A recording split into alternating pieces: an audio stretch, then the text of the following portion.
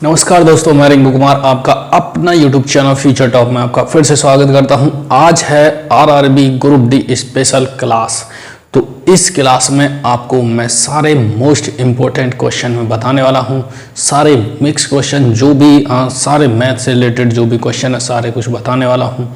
तो बने रहिए मेरे साथ आखिर तक, वीडियो को स्किप मत कीजिएगा। देखिए क्लास है, इसमें आपको नॉलेज मिलने वाली है। वीडियो को इसको स्किप करेंगे तो आपकी वो इम्पोर्टेंट नॉलेज कौन से पल में आपको बताई जा रही है और आप उसे स्किप कर दें। तो इसलिए वीडियो को पूरा देखिए। अगर आप ग्रुप डी में हैं, आरआरबी ग्रुप डी का एग्जाम आपका आ रहा है, तो इसे ज़रूर देखें और आपको अगर अच्छी लगे तो लाइक जरूर करें। और हाँ, यदि आप हमारे चैनल पहली बार देख रहे हैं या पहली बार जुड़ रहे हैं तो हमारे चैनल को सब्सक्राइब करके बेल आइकन जरूर दबाएँ। चलिए भाई, तो बढ़ते हैं, वक्त को ज़्यादा ना जाया करते हुए बढ़ते हैं पहले सवाल की तरफ। देखिए पहला सवाल क्या कह रहा है। पहला सवाल कह रहा है 18 मीटर ऊंचे एक प्लेटफॉर्म के शीर्ष से टावर का उन्नयन कोण 30 डिग्री है। यदि टावर की ऊंचाई 78 मीटर है तो प्लेटफॉर्म से टावर की दूरी क्या होगी। देखिए एक प्लेटफॉर्म है मेरा, मान लेते हैं ये मेरा प्लेटफॉर्म है। देखिए मैं कोई भी आपको सवाल बताऊंगा बिल्कुल प्रैक्टिकली समझा करके बताऊंगा। कोई भी सवाल ऐसा नहीं होगा कि आपके समझ में नहीं आया। मेरा मकसद कुछ ऐसा नहीं है कि बस आपको दिखाना है, नहीं, समझाना भी है। तो ये एक 18 मीटर का प्लेटफॉर्म है और इससे कोई एक टावर है, उस पर झंडा लगा हुआ है, फ्लैग लगा हुआ है और उसका उन्नयन कोण 30 डिग्री है। जो अगर उसे हम देखें तो वो 30 डिग्री होगा उसके शीर्ष से। ये हो गया आपका 30 डिग्री उन्नयन कोण, ठीक है। अब वो कह रहा है कि यदि टावर की ऊंचाई 78 मीटर हो तो प्लेटफॉर्म से टावर की दूरी क्या होगी।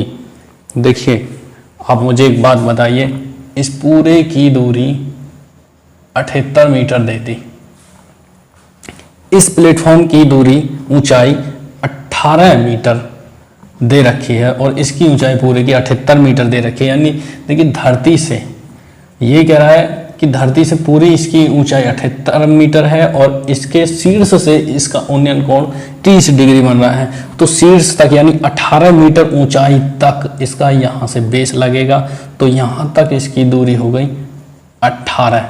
तो जो बची है मेरी 78 माइनस 18 60 मीटर बची, यानी कि अब ये मेरी दूरी 60 मीटर की हो गई, ठीक है। ये मान लेता हूं मेरी ये x दूरी है, x मीटर की दूरी है जो प्लेटफॉर्म से टावर तक की है, ठीक है।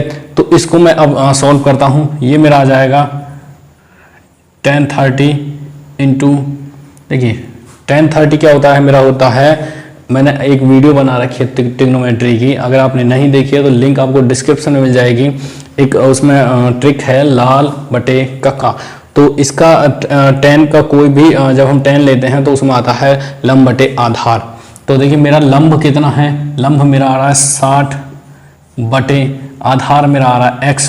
तो इसका मान हो जाएगा 1030 का मान हो जाएगा 1 बटे √3 बराबर 60 बटे x। तो x की वैल्यू मेरी आ जाएगी 60 बटे √3। यही आपका आंसर है, ऑप्शन चेक कर लीजिए। आज हम फटाफट क्वेश्चन करने वाले हैं। कोई भी गुंजाइश नहीं होगी स्लो होने की, कोई भी गुंजाइश नहीं होगी धीरे करने की। तो आप बस अपना माइंड फोकस करके रखिए, अपना पूरा माइंड यहीं पे लगाए रखिए, कहीं भी ना देखें, कोई भी इग्नोर चीज़, इसको वीडियो को इग्नोर ना करें, ठीक है। चलिए अगला सवाल क्या कह रहा है, देखिए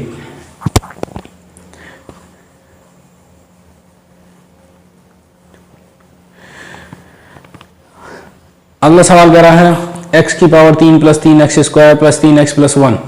देखिए x की पावर 3 + 3x² + 3x + 1, ये जो इसमें क्या करना है, हमें द्विघात समीकरण के रूप में हमें ये दर्शाना है। ऑप्शन दे रखे हैं, आपको देखना है कि कौन सा सही है।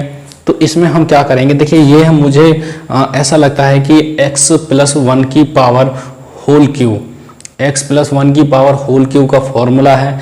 अब कैसे मैं आपको दिखाता हूँ, क्योंकि देखिए मैं अगर इसको करूँ x की पावर 3 प्लस 1 की पावर 3 प्लस के 3, इसमें से 3x में कॉमन ले लेता हूँ, ठीक है, तो यहाँ बचेगा x प्लस 1। देखिए ये बन गया मेरा, क्योंकि मेरा जो अगर मैं x प्लस या ये ले लूँ कि मैं a प्लस बी की पावर 3 को अगर मैं सॉल्व करूँ तो a की पावर 3 प्लस b की power 3 plus 3 a b bracket में a प्लस b, ये मेरा फॉर्मूला आता है। तो इसी को मैं देखते हुए मुझे लग रहा है कि ये a हो गया, ये b हो गया, यानी a square plus b square plus 3ab bracket में a प्लस b है ना। तो कहीं ना कहीं जो मेरा ये फॉर्मूला बन गया, ये x प्लस 1 की पावर 3 का फॉर्मूला बन गया है, ठीक है। अब ऑप्शन में देखिए कि कोई मैच हो रहा है आपका, जी हाँ मैच हो रहा है, सी ऑप्शन मैच हो रहा है और सी भी ठीक नहीं, सी नहीं, डी ऑप्शन मैच हो रहा है। देखिए डी कैसे मैच हो रहा है, डी दे रखा है अंडर रूट में x प्लस 1 की पावर 6। जाहिर सी बात है भाई, इसका मतलब क्या होता है, इसका मतलब होता है कि इसकी पावर दोगुनी हो जानी, ठीक है। तो हम इसे अंडर रूट में ऐसे भी लिख सकते हैं, तो आपका ऑप्शन नंबर हो जाएगा डी। चलिए भाई अगला सवाल, अगला सवाल देखिए आपकी स्क्रीन पर। सवाल ये कह रहा है कि दो ट्रेनें हैं, एक 157 मीटर लंबी है और दूसरी 123 मीटर लंबी है, विपरीत दिशाओं यानी एक दूसरे के आमने सामने की ओर से आ रही हैं और 7.2 सेकंड में एक दूसरे को पार कर रही हैं। प्रत्येक 2 घंटे ट्रेनों की संयुक्त गति होगी। तो देखिए ये क्या कह रहा है कि गति बतानी हमें क्या होगी कि दोनों ट्रेनों की गति क्या होगी। और दोनों ट्रेनों को पार करने में जो समय लग रहा है वो 7.2 सेकंड लग रहा है। मुझे एक बात बताइए कि कोई भी अगर मान लेते हैं ये पहली ट्रेन है और ये दूसरी ट्रेन है और ये इधर से आ रही है, ठीक है, और ये इधर से आ रही है, तो शुरुआत कहाँ से होगी, यानी जब दोनों का फेस आमने सामने टकराएगा तो यहां से शुरुआत होगी और अंत कब होगा, अंत तब होगा जब इसका ये पिछला हिस्सा और इसके पिछले हिस्से से टकराएगा, मतलब बराबर में आ जाएगा। हम ये कहें कि ये जब इतनी निकल जाएगी और ये इतनी, यानी कहीं ना कहीं इस ट्रेन को अपनी दूरी तो पार करनी ही पड़ेगी, साथ के साथ इसकी दूरी भी पार करनी पड़ेगी, यानी कि दूरी दोनों की हो जाएगी। ये ए हो गई, ये बी हो गया, यानी ए प्लस बी, ये दूरी हो गई। अब समय मेरा दे रखा है, मुझे निकालनी है चाल, तो चाल का फॉर्मूला क्या है, चाल बराबर दूरी बटे समय। तो दूरी बटे समय, दूरी बटे समय, दूरी जोड़ दो, कितना कितनी दे रखी है 157 एंड 123, 157 प्लस 123 बटे में समय दे रखा है 7.2 और चूंकि मेरा ये सेकंड में है और मेरा आंसर देखिए किलोमीटर में दे रखा है तो मुझे इसको किलोमीटर में चेंज करना पड़ेगा। तो मैं कर दूंगा इसमें 18/5 की मल्टीप्लाई।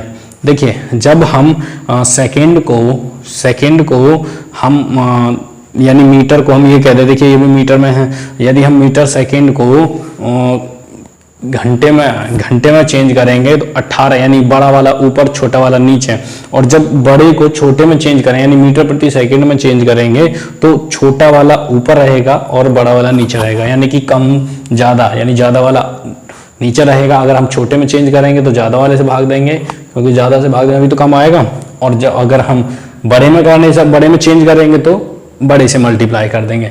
तो इस समय हम बढ़ा रहे हैं, ऊपर जा रहे हैं किलोमीटर में, तो 18 से मल्टीप्लाई करेंगे और 5 से भाग दे देंगे। देखिए इन दोनों को जोड़िए, ये हो जाएगा आपका 8 और 5 2 7 8 और 2 280/7.2 मल्टीप्लाई 18/5। देखिए इसको हटाओ, यहाँ एक जीरो रख दो, ठीक है। 18 चौक 72, 4 पंजे 20, 4 पंजे 20 हो गया, 20 से एक जीरो खत्म, 2 से आ जाएगा 140 किलोमीटर प्रति घंटा। ये आपका आंसर है। सॉल्व करके देखिएगा। अगर आप कंटिन्यू लेसन ले रहे हैं, पढ़ रहे हैं, तो आपको तुरंत ज़्यादा समझने की जरूरत नहीं है। 140 किलोमीटर प्रति घंटा। चलिए ज़्यादा समय नहीं भाई, अगला सवाल आइए। देखिए अगला सवाल आपकी स्क्रीन पर दिखाई दे रहा है। x की power 3 minus x square plus 2 के कितने वास्तविक शून्यांक होंगे। देखिए पहली बात तो शून्यांक क्या होते हैं वो चीज समझ लीजिए। शून्यांक होते हैं उसके फैक्टर, कि वो कितने फैक्टर यानी कितने अपने शून्यांकों से यानी कितने अपने फैक्टरों से वो पूरी अपनी समीकरण को 0 0 कर दे, यानी बिल्कुल 0 हो जाएगा। देखिए समीकरण दे रखी है x की power 3 minus x square plus 2, x की power 3 minus x square plus 2। इस समीकरण के कितने शून्यांक होंगे, मतलब कि ऐसा कोई नंबर जो इसको 0 कर दे, ऐसे कितने नंबर होंगे, कितने नंबर होंगे। देखिए पहले हम रख के देख लेते हैं 1, क्या इसका 1 फैक्टर है यानी शून्यांक है। फिर अगर 1 नहीं रखा पहले +1 रखेंगे, फिर -1 रखेंगे, अगर नहीं आता है तो फिर हम +2 रखेंगे, फिर -2 रखेंगे, ऐसे करके देखते हैं। तो हम करके देख लेते हैं पहले, चलो -1 करके देख लेते हैं। -1 की पावर 3 -1 की पावर 2 प्लस 2, -1 -1 हो जाएगा -1 माइनस ये हो जाएगा +1 प्लस 2 -2 प्लस 2 बराबर 0। भाई ये तो फैक्टर निकल आया आपका, ऑप्शन में है, ऑप्शन में है बिल्कुल। ऑप्शन नंबर देखिए कौन सा है, ऑप्शन नंबर है आपका, अच्छा वास्तविक शून्यांक है। वास्तविक शून्यांक कितने आ रहे हैं, 1 आएगा, क्योंकि 1 ही है। अब इसमें अगर 1 रख के देखें तो 1 रखेंगे -1 रखने पर +1 रखने पर ये -1 हो गया, +1 रख के देखें 1 की पावर 3 माइनस 1 की पावर 3 प्लस 2, तो 1 -1 प्लस 2 नहीं आया, +2 आंसर आया, तो ये नहीं है, यही एक आपका शून्यांक आ गया, यही आपका आंसर है। चलिए भाई अगला सवाल देखिए, अगला सवाल क्या कह रहा है, 42 सेंटीमीटर लंबे खोखले सिलेंडर का बाहरी व्यास 16 सेंटीमीटर और आंतरिक व्यास 12 सेंटीमीटर है। ठीक है, यदि सिलेंडर की सामग्री 10 ग्राम प्रति सेंटीमीटर क्यों भार की है तो खोखले या खाली सिलेंडर का भार कितना हो, यानी वजन बताना है। देखिए भाई एक सिलेंडर है आपका, ये मान लेते हैं कि ये आपका एक सिलेंडर है, ये सिलेंडर मतलब देखिए वही होता है गोला। ठीक है, ये सिलेंडर हो गया, और सिलेंडर आपने देखा होगा आपके घरों में काफ़ी मोटा होता है, काफ़ी वजनदार होता है ना। तो ये भैया ये हो गया तुम्हारा, ये इसकी परत हो गई भाई, मोटी मोटी सिलेंडर है, हवा थोड़ी भरनी है, गैस भरनी है इसमें तो। ठीक है, तो ये हो गया आपका 42 सेंटीमीटर का, इसकी ऊंचाई क्या हो गई, ये ऊंचाई हो गई। आप बेलन आपने पढ़ा होगा, ये हो गई आपकी ऊंचाई h बराबर। आगे क्या कह रहा है, आगे कह रहा है कि बाहरी व्यास 16 सेंटीमीटर का और आंतरिक, देखिए ये बाहरी यानी यहाँ से यहाँ तक पूरा जो व्यास है मेरा 16 सेंटीमीटर का दे रखा है, और जो आंतरिक व्यास है वो मेरा 12 सेंटीमीटर का। देखिए ये क्योंकि 2 व्यास दे रखे हैं तो 2 त्रिज्याएं बनेगी। व्यास मेरा पूरा होता है यानी 2r बराबर 16, तो r इसको 1 ले लेते हैं, r1 बराबर हो जाएगा 8 सेंटीमीटर।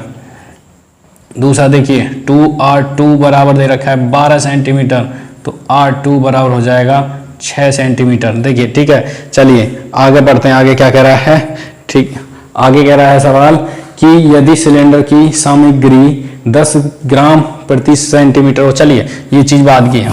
तो बेलन का आयतन क्या होता है, बेलन का आयतन होता है πr²h, ये होता है आयतन, यही होता है वॉल्यूम इसका, ये हो गया आपका आयतन। अब मुझे एक बात बताइए, मैं इसका मटेरियल कैसे निकालूंगा, जब मैं इस बाहरी हिस्से में से अंदर का हिस्सा कम घटा दूंगा तो मेरा क्या हो, पूरा वो निकल आएगा इसका वजन। ठीक है, तो मेरे R1 R2 मुझे दे दिए गए हैं, तो मैं क्या करूंगा, πr1 का स्क्वायर माइनस R2 का स्क्वायर और मल्टीप्लाई में h। ठीक है, पाई का मान आप जानते ही हैं 22/7, R1 मेरा दे रखा है 8, तो 8 का स्क्वायर माइनस 6 का स्क्वायर मल्टीप्लाई h मेरा दे रखा है 42। ठीक है, ये कितना हो जाएगा, 8 × 64 माइनस 6 × 36, 64 में से 36 को कम कीजिए तो बचेगा आपका 28, 22/7 मल्टीप्लाई 28 और मल्टीप्लाई 42। ठीक है, तो इसे क्या कीजिए, 7 × 42 और 22 × 132 मल्टीप्लाई 28। करवाओ भाई, इसको सॉल्व करो जल्दी। इसको सॉल्व कर लेते हैं। 8 दूनी 16, 8 तिया 24 8 दूनी 16, 8 तिया 24, 8 एकम 8 दो 10 और 4 6 2 6 9 6 3 36 96। ठीक है, आपका आ गया 36 96 इसका आयतन आ गया। तो अब क्या कह रहा है, देखिए अब 36 96 सेंटीमीटर क्यूब। ये सेंटीमीटर क्यूब क्या मतलब कि ये भी आपका सेंटीमीटर में है, ये भी सेंटीमीटर है, ये भी सेंटीमीटर में और ये भी आपका सेंटीमीटर में। तो 3 सेंटीमीटर हो गए, तीनों की जब मल्टीप्लाई की तो सेंटीमीटर क्यूब आ गया। अब ये कह रहे हैं कि 10 ग्राम प्रति सेंटीमीटर क्यूब, यानी कि 1 सेंटीमीटर में 10 ग्राम आपका मटेरियल लगा हुआ है जिसका वो बना हुआ है। तो एक चीज मुझे बताइए, अगर मैं इसे 10 ग्राम में बांट दूं, ठीक है, अगर मैं इसे 10 ग्राम में बांट दूं तो इसे मुझे केजी में बनाना पड़ेगा, और केजी में अगर मैं इसको बनाऊंगा तो मुझे क्या करना पड़ेगा, सॉरी बांटना क्यों है, मुझे तो इसमें वो देना है ना, मटेरियल बताना है कितने केजी वजन है। तो 10 ग्राम इसमें 10 ग्राम के हिसाब से मल्टीप्लाई कर देता हूँ। 1 सेंटीमीटर में 10 ग्राम मटेरियल है, तो 10 ग्राम की मैंने गुणा कर दी, कितने ग्राम हो जाएगा, और इसको मैं किलो में बदलूंगा तो मुझे 1000, क्योंकि 1000 ग्राम में मेरा 1 किलो बनता है। 1000 से मैं भाग कर दूंगा। इसको सॉल्व कीजिए, 2 पॉइंट बाद इसका 0 लगा दो। इतने केजी मेरा सिलेंडर का वजन आ गया, आपका आंसर क्लियर है। देखिए फॉर्मूला में रखने के बाद आपका ये आंसर आएगा, और कह रहा है कि प्रति सेंटीमीटर में कितना है 10 ग्राम प्रति सेंटीमीटर क्यूब में मटेरियल, इतना मटेरियल है, वजन है। तो 10 ग्राम का इसमें मल्टीप्लाई कर दो और 1000 से भाग दे दो, आपका आंसर आ जाएगा। चलिए भाई हटाइए और अगला सवाल लाइए। चलिए अगला सवाल देखिए, आपकी स्क्रीन पर सवाल कह रहा है कि निम्न में से कौन सी संख्या 18 से पूर्णतः विभाजित नहीं होती है। देखिए 18 से संख्या कौन सी होती है, पहले ये जान लीजिए कौन सी होती है और कौन सी नहीं। देखिए 18 से संख्या वही विभाजित होती है जो 9 से और 2 से होती है। तो पहले हम देख लेते हैं कि इनमें ऐसी कौन सी संख्या है जो 2 से विभाजित नहीं हो रही, क्योंकि सवाल कह रहा है कि 18 से पूर्णतः विभाजित नहीं हो रही। तो 2 से देखिए कौन सी, और 2 की पहचान ये है कि लास्ट में सम संख्या होनी चाहिए। तो देखिए ऑप्शन नंबर डी, देखिए ऑप्शन नंबर डी के लास्ट में 3 दे रखा है जो कि 2 से विभाजित नहीं होती है। तो यही आपका आंसर है, ज्यादा दिमाग लगाने की जरूरत नहीं है। चलिए भाई अगला सवाल,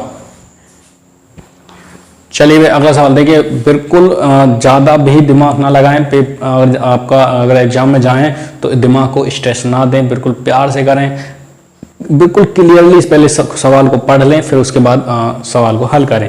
देखिए सवाल क्या कह रहा है, 15 वर्ष पहले मेरे दादा की आयु उस समय मेरी आयु की 8 गुना थी। मतलब जो मेरी आयु थी उससे 8 गुना थी 15 साल पहले। चलिए मैं मान लेता हूं कि जो पोता है उसकी आयु मान लेते हैं हम, जो पोता है, पोता की आयु मान लेते हैं y, और दादा की मान लेते हैं हम x।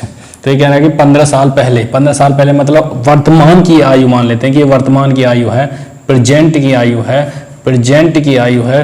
तो 15 साल पहले मतलब दादा की आयु हो जाएगी 15 साल पहले, इसमें से कम कर दो, और फिर पोते की में से 15 कम कर दो, तो कितनी बता रहा है, 8 गुना थी। 8 गुना, ये लो भैया 8 गुना होगी बराबर। ठीक है आगे पढ़िए, आगे क्या कह रहा है, अब से 5 वर्ष बाद उनकी आयु मेरी आयु की 3 गुना होगी। मतलब कि जो अब इस समय प्रेजेंट में है उससे 5 वर्ष बाद मेरी आयु की 3 गुना हो जाएगी। 5 वर्ष बाद मतलब x + 5 ये तो होगी दादा की आयु, और y + 5 इसकी हो जाएगी 3 गुना। चलिए इन दोनों को ना पहले हम सॉल्व कर लेते हैं, इन दोनों को सॉल्व कर लो। ये आ जाएगा तुम्हारा x - 15 बराबर 8y - 120। ठीक है, तो इसे इधर ले आओ, ये हो जाएगा आपका 8y x - 8y बराबर, ये माइनस का प्लस में चला जाएगा, माइनस के 120 हैं और प्लस के 15, तो बचेंगे माइनस के 105। ठीक है, माइनस के 105 ये काम आएगा आगे। इसको देखिए सॉल्व कीजिए, इसको सॉल्व करेंगे हम तो ये हो जाएगा x + 5 बराबर 3y + 15, तो x - 3y बराबर 10। क्लियर है। अब इन दोनों को हम यहाँ रख लेते हैं, ये समीकरण 2 मान लेते हैं, ये 1 मान लेते हैं, रख दीजिए x - 3y बराबर 10।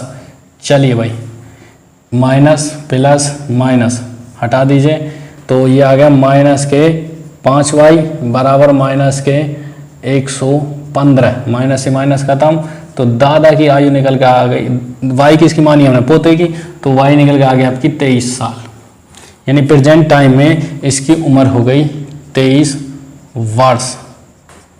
क्लियर है? तो इसकी कितने गुना है आज के समय में तो पता नहीं भाई, लेकिन 15 साल पहले बताया 8 गुनी, तो 15 साल पहले देख लेते हैं। लेकिन छोड़ो, हमें क्या कर रहा है सवाल में, आगे देखो ना, इतना ज्यादा दिमाग क्यों लगा रहे हो। आगे ये कह रहा है कि पहले मेरी आयु और दादा की आयु का अनुपात बताना है, और कब बताना है, 8 वर्ष पहले, 8 वर्ष पहले मेरी और दादा की आयु का अनुपात बताना है। देखिए भाई, ये आपकी ये कह रहा है यहां से मेरी आयु तो निकल आई, ठीक है, तो मैं दादा की आयु निकाल लूं।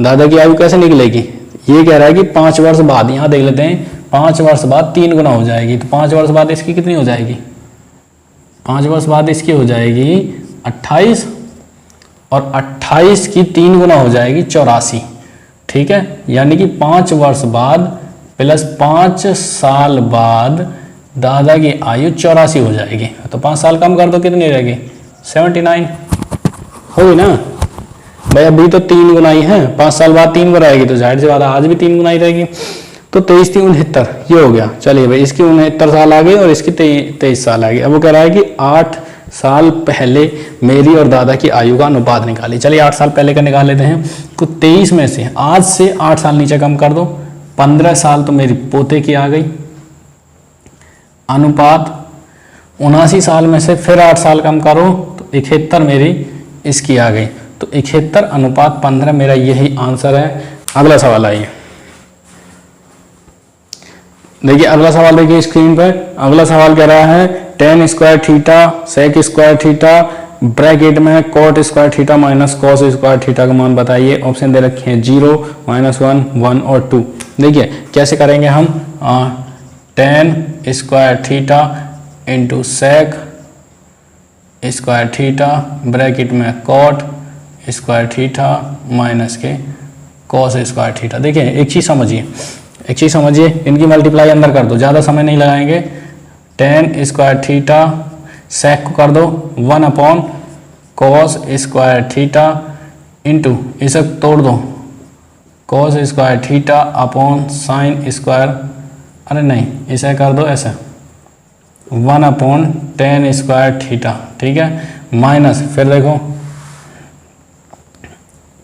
tan स्क्वायर थीटा इंटू फिर इसे करो 1 cos square theta into cos square theta. इससे खत्म, इससे ये खत्म, 1 cos square theta minus sine square theta upon cos square theta. ऐसे हम लोगे आप तो cos स्क्वायर आ जाएगा, cos स्क्वायर थीटा बटे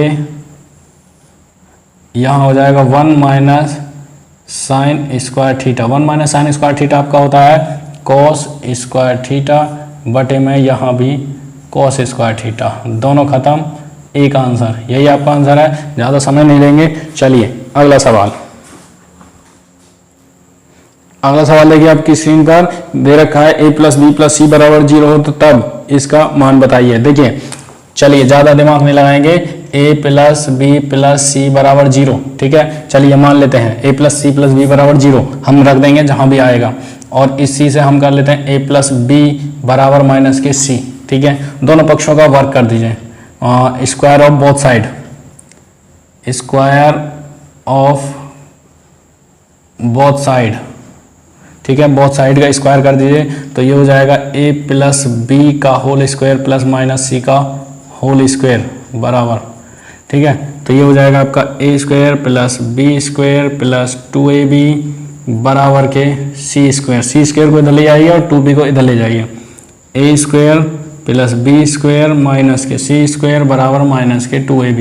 एक चीज़ देखिए, मेरा सवाल में दे रखा है 1 a square plus B square minus C square दे रखा है, तो उसकी जगह में माइनस के 2ab रखूंगा, ठीक है। चलिए ऐसे ही जो दूसरा दे रखा है बी स्क्वायर प्लस सी स्क्वायर माइनस ए स्क्वायर, तो वहाँ हो जाएगा मेरा बी स्क्वायर प्लस सी स्क्वायर माइनस के ए स्क्वायर बराबर, देखिए आगे वाला दे रखा है तो ये हो जाएगा माइनस के 2bc, आगे हो जाएगा सी स्क्वायर प्लस ए स्क्वायर माइनस के बी स्क्वायर बराबर हो जाएगा माइनस के 2ca। यानी ये जितने भी दे रखे हैं 1 अपॉन इसको मैं ले लूँगा माइनस के 2bc sorry ab 2ab plus 1 upon minus के 2bc प्लस 1 अपॉन माइनस के 2ca।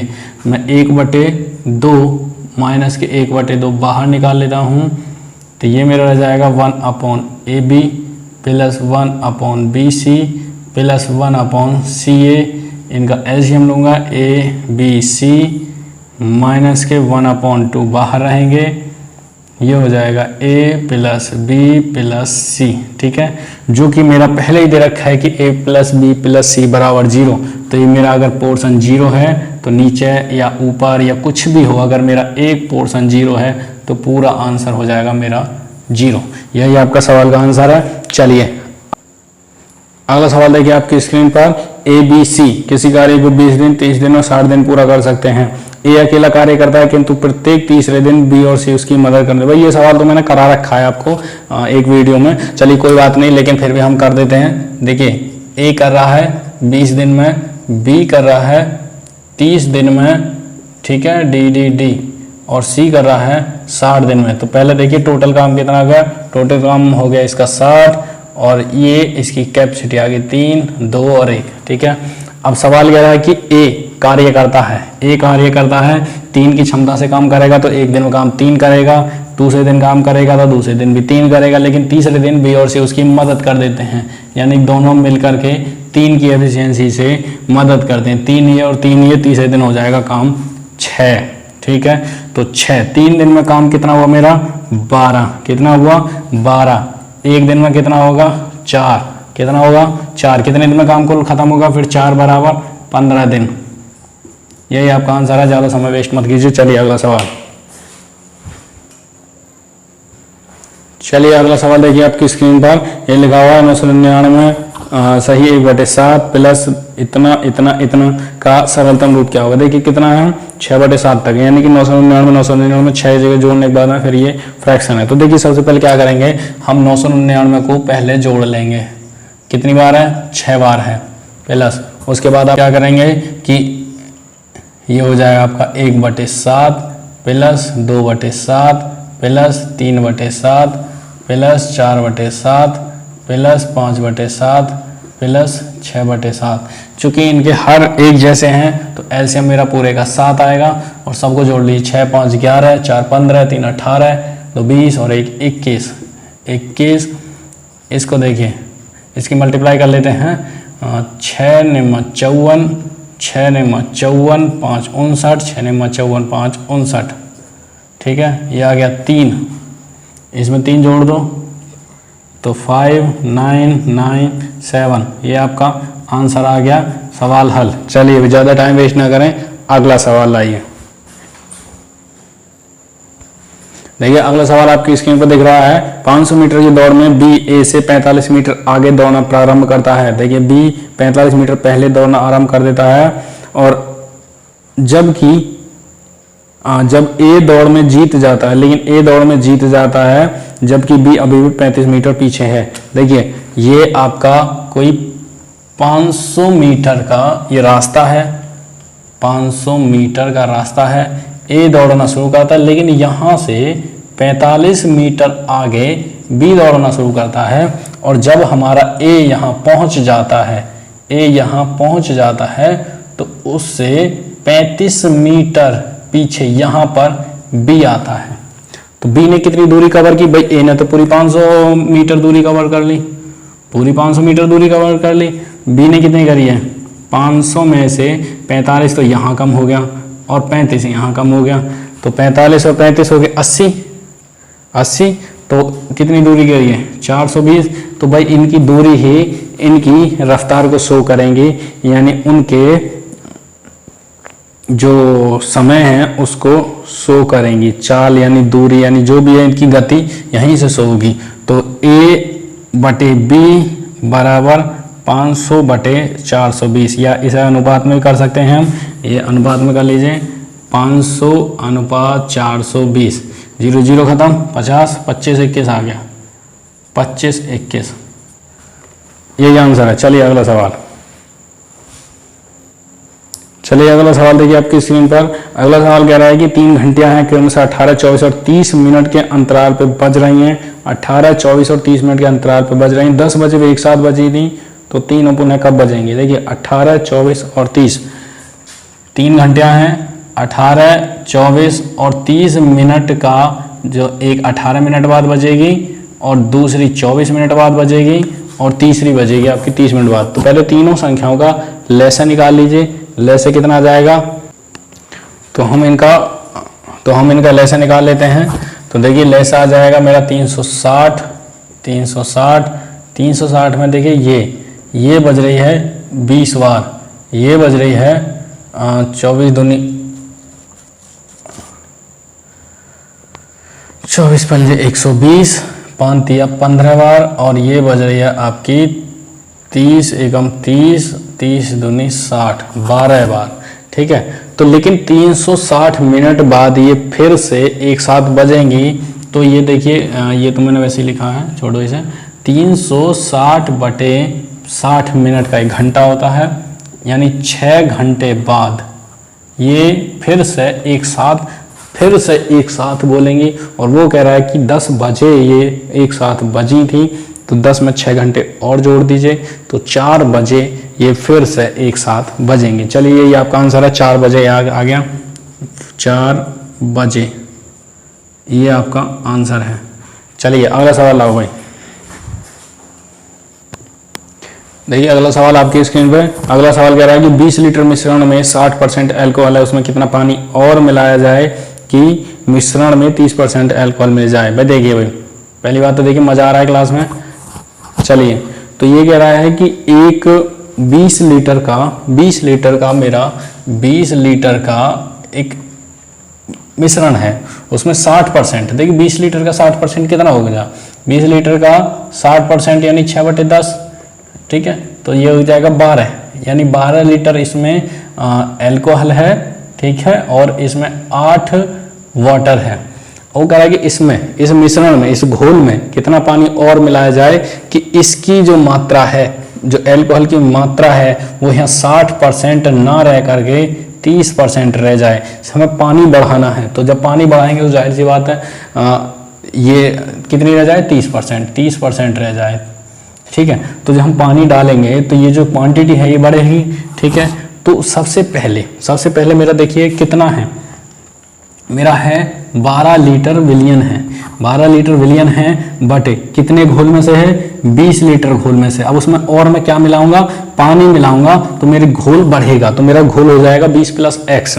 और यदि मेरा 12 है, लेकिन ये कह रहा है कि इतना तो है, और मिलाने के बाद में मेरा कितना हो जाएगा? 30%, यानी कि 3/10 या 30/100 कह सकते हैं, 3/10 कह सकते हैं। मेरा घोल है मेरा अल्कोहल है 12 और घोल था 20, और जब मैं बराबर करूंगा कि भाई मुझे इतना चाहिए, तो इतना कब होगा? जब मैं उसमें इतना पानी और मिला दूं। टोटल घोल हो जाएगा मेरा 20 + x, 12/20 + x बराबर 3/10। अब इसको जैसे ही मैं सॉल्व करूंगा तो ये हो जाएगा मेरा 60 + 3x बराबर 120, या 3x बराबर 60 या x बराबर 20, यानी मुझे इसमें 20 लीटर पानी और मिलाना पड़ेगा ताकि मेरा घोल 12 से, अरे वो तो जाहिर सी बात है यार, एक चीज़ कॉमन सोचो कि मेरे पास 60% है। ठीक है, यहाँ भी हम दिमाग लगा सकते हैं कि 60% अल्कोहल तो है उसमें।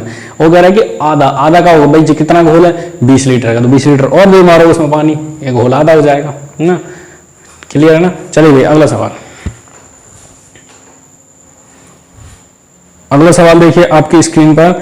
आप अगला सवाल कह रहा है कि एक आदमी कुछ वस्तुएं P प्रति दर्जन के हिसाब से खरीदता है, भाव से खरीदता है, तथा उसे P/8 प्रति वस्तु के हिसाब से बेच देता है। देखिए समझने का फिर है, वही कह रहा है कि P प्रति दर्जन कितना होता है? यानी कि P में 12 वस्तु, प्रति दर्जन का मतलब प्रति 12 वस्तु, और बेच कितना रहा है?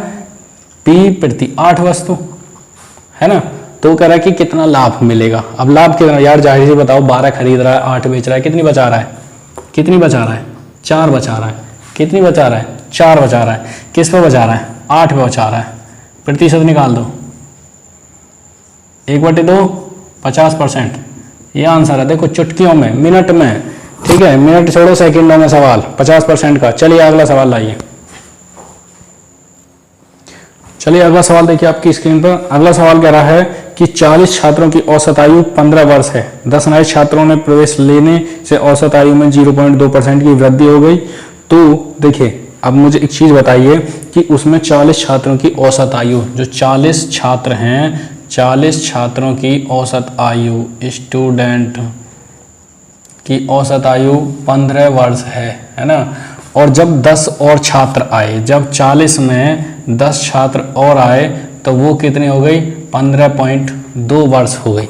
ठीक है, पहले मुझे एक चीज बता दी कि सिंपल कुछ नहीं करना है, ये इनका जो आयु का योग बैठेगा, आयु का योग बैठेगा संख्या मल्टीप्लाई औसत आयु, तो आयु का योग हो जाएगा 600 वर्ष हो जाएगा। ये योग है, ये क्या है, आयु का योग है। अब इनकी ये हो गए 50 हो गए, 50 की आयु का योग देखिए कितना हो जाएगा, 5 दूनी 10 और 5 5 25 और 1 26 और 5 एकम 5 और 2 7, ठीक है, 15 पंजे 76, यानी 760 वर्ष आ जाएगा।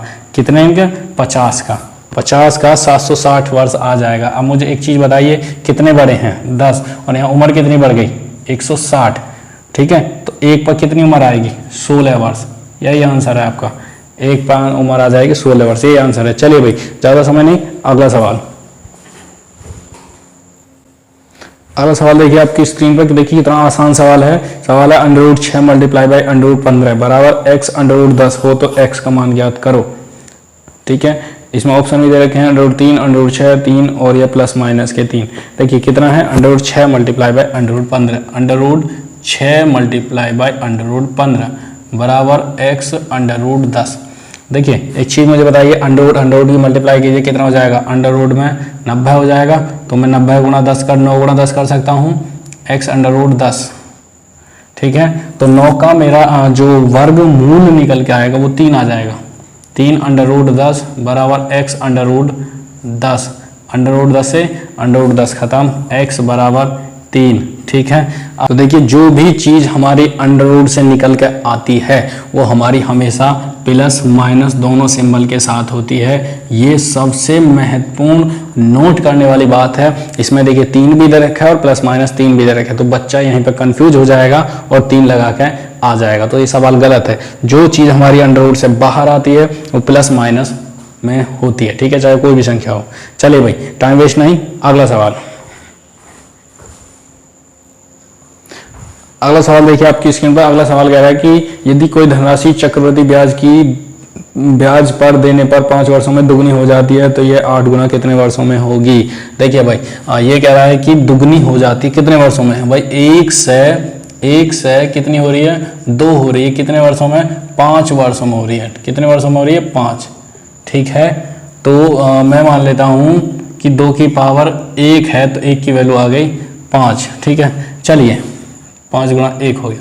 अब ये कह रहा है कि 1 से 8 कब होगी, 1 से 8 कब होगी, भाई 2 हो रही है 5 वर्षों में, तो 2 से ये राशि 8 का पहुंचे जब 2 की पावर 3 हो जाएगी। कितनी हो जाएगी, 2 की पावर 3 हो जाएगी। 8 को हम बोलते हैं 2 की पावर 3, है ना, तो कहीं ना कहीं 2 की पावर 3 हो जाएगी और ये पावर ही हमारा समय है।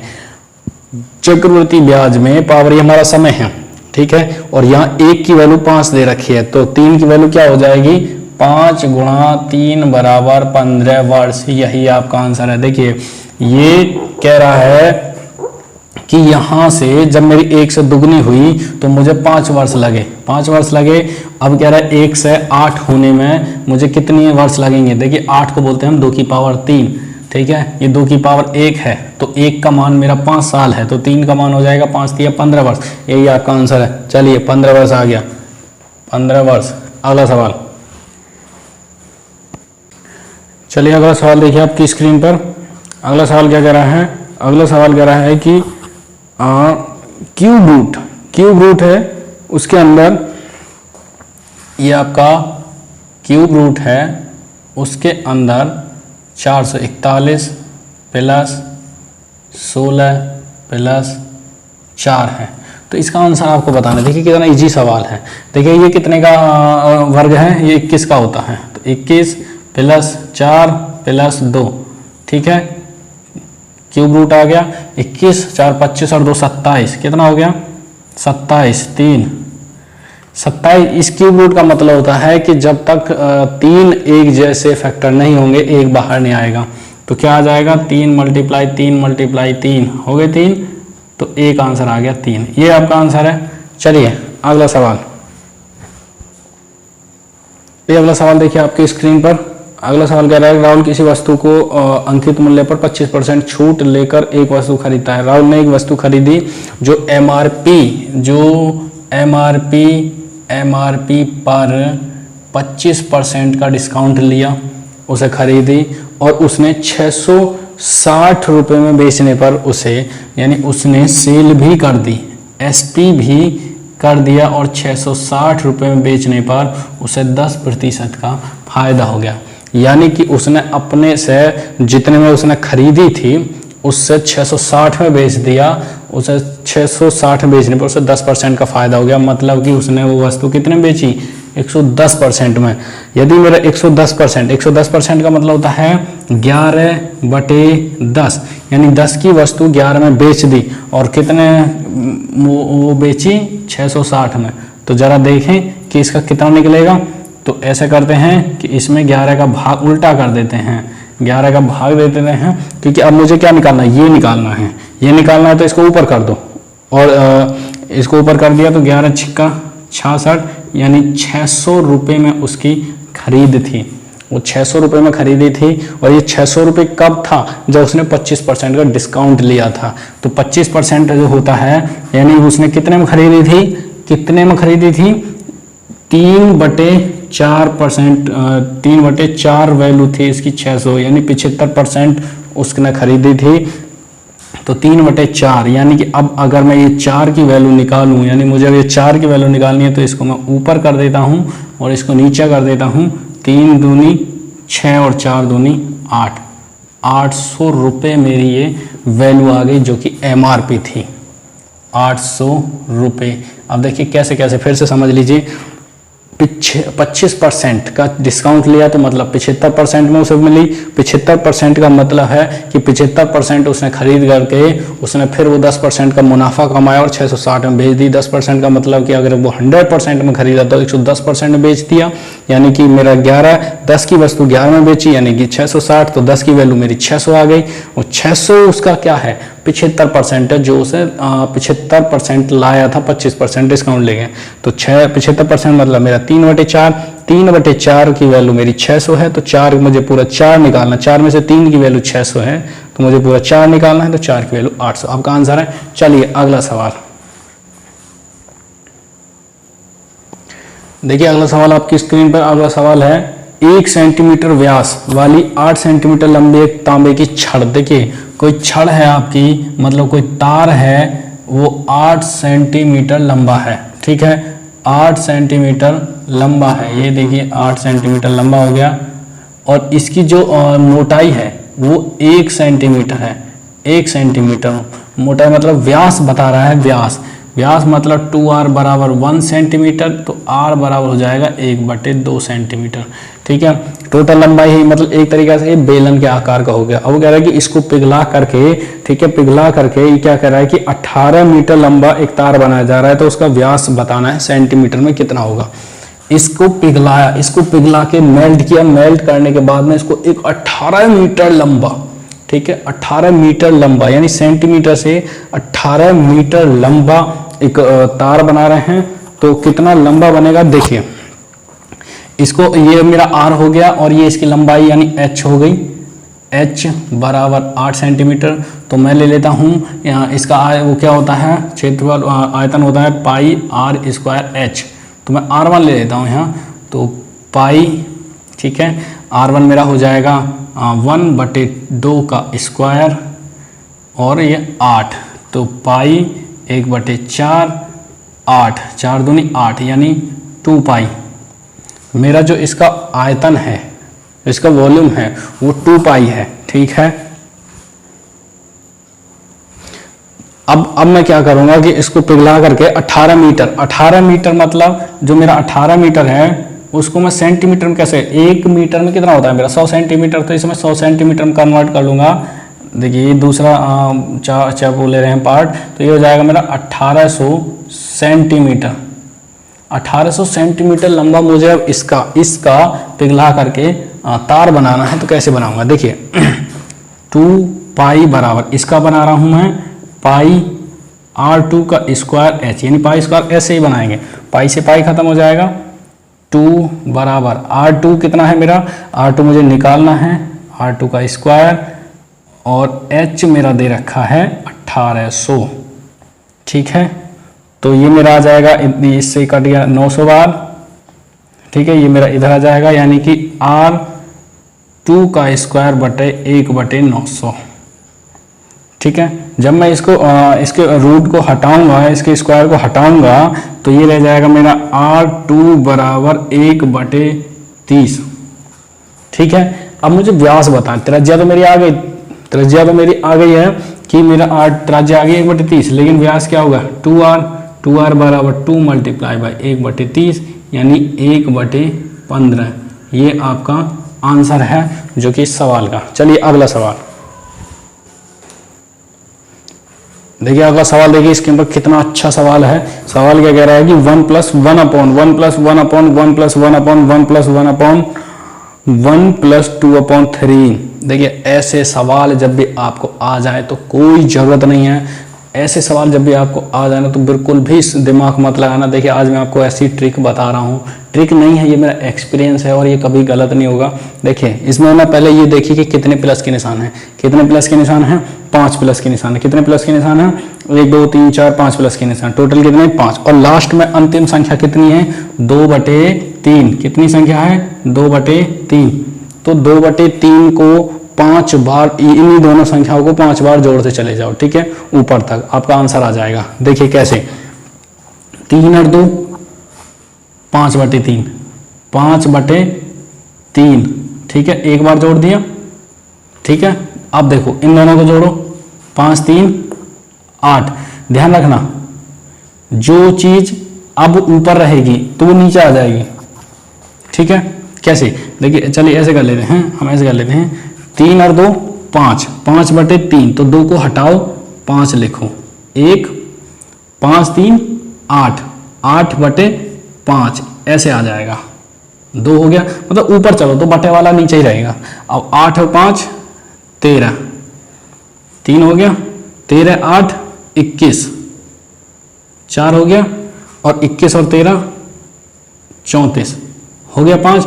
तो जो 5वें नंबर पर आया है उस पूरी संख्या को उठा लो, 34/21, यही आपका आंसर है। और नहीं तो देखिए फिर समझ लीजिए, यही आपका आंसर है, करके देख लेना, गलत नहीं बैठेगा बिल्कुल भी। देखिए दे रखा है 2/3, 2/3, ठीक है। तो क्या करेंगे, इसको हम जोड़ेंगे, 3 और 2 5/3, ठीक है। ये ले लिया मैंने यहाँ 5/3, यहाँ से कर लेते हैं, एक बार हो गया। अब इसे जोड़ो, 5 और 3 8, ऐसे ऊपर 2 हो गया, फिर इन्हें जोड़ो, 8 5 13, 3 हो गया। अब इन्हें जोड़ो, 13 8 21, 4 हो गया। अब इन्हें जोड़ो, 34 हो गया 5। तो जो 5वीं बार में आया ना यही आपका आंसर है, ठीक है। जितने प्लस के निशान, अगर इसमें एक और दे देता ना तो फिर इसे और जोड़ देते हैं, ठीक है। तो ये आपका हो जाता 55/34, लेकिन अब ये 5 प्लस के निशान है तो 34/21। तो आपका आंसर आ जाएगा 34/21। अकेले में सॉल्व करके देख लेना, ठीक है भाई। चलिए अगला सवाल,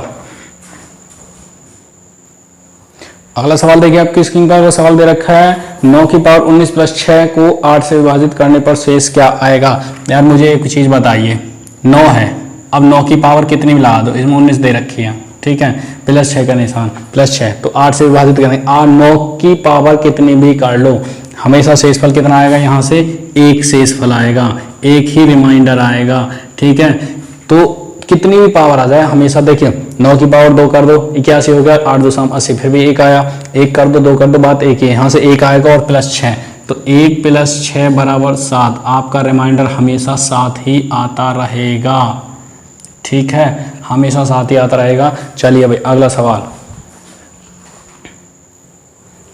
अगला सवाल देखिए आपकी स्क्रीन पर। अगला सवाल कह रहा है कि x - 1/x = 1/2। देखिए x - 1/x = 1/2 है, ठीक है। तो ये क्या मान हमें दे रखे हैं। आगे सवाल कह रहा है कि 4x² + 4/x², किसका मान निकालना है हमें? 4x² + 4/x² का मान निकालना है हमें इसका, ठीक है। तो चलिए कैसे निकालेंगे, देखिए हम क्या करेंगे, यहीं से जो कुछ भी करना है हमें यहीं से करना है, दोनों का वर्क कर देंगे, स्क्वायर ऑफ बोथ साइड, तो ये हो जाएगा आपका x - 1/x का होल स्क्वायर बराबर 1/2 का होल स्क्वायर। ये हो जाएगा x² + 1/x² माइनस के 2x × 1/x बराबर 1/4। क्लियर है, x से x खत्म, यानी कि x² + 1/x² बराबर, ये माइनस की तो इधर भेज दो, 1/4 - 2, इसके नीचे 1 मानो, तो कितना आ जाएगा, ये आपका आ जाएगा 4 दूनी 8, 4 दूनी 8 माइनस के 7/4, सॉरी प्लस में जाएगा, सॉरी प्लस में जाएगा, प्लस में आ गया, तो माइनस का है प्लस में जाएगा, तो 4 दूनी 8 और 1 9, 9/4 आ गया आंसर, यानी x² + 1/x² की वैल्यू आ गई मेरी 9/4। अब इसी वैल्यू को मैं यहाँ पुट करूँगा, ठीक है। अब मैं यहाँ क्या करता हूँ, इसमें से 4 कॉमन ले लेता हूँ, ठीक है, 4 कॉमन ले लेता हूँ, ये मेरा हो जाएगा x² + 1/x², ठीक है। तो इसकी वैल्यू मेरी 9/4 और 4 मेरा बाहर है, 4 × 9/4, 4 से 4 खत्म बराबर 9 मेरा आंसर आ गया, यही आपका आंसर है। चलिए भाई आखिरी सवाल लाइए स्क्रीन पर, भैया आखिरी सवाल देखिए। आखिरी सवाल क्या कह रहा है, 3 परिणामों का औसत 46 है।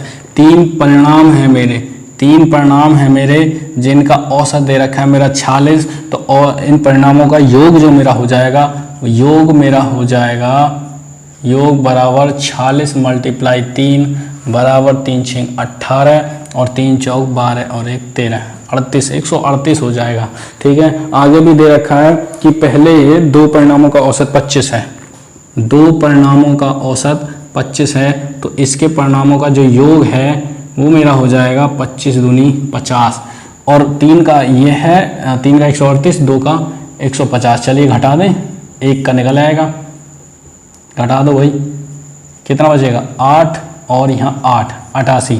जो तीसरे का है मेरा, जो थर्ड है उसका नंबर है 88, यही आपका आंसर है। चलिए भाई ये क्लास हो गई आपकी पूरी, ठीक है। अगली वीडियो में फिर से कीजिए इंतज़ार, मैं लेकर आ रहा हूँ फिर ऐसी स्पेशल धुआंधार अगली वीडियो, ज़्यादा टफ नहीं होंगे, ठीक है। बिल्कुल भी ना घबराएं, पेशेंस रखें और अपने माइंड को स्ट्रेस ना दें। चलिए जय हिंद।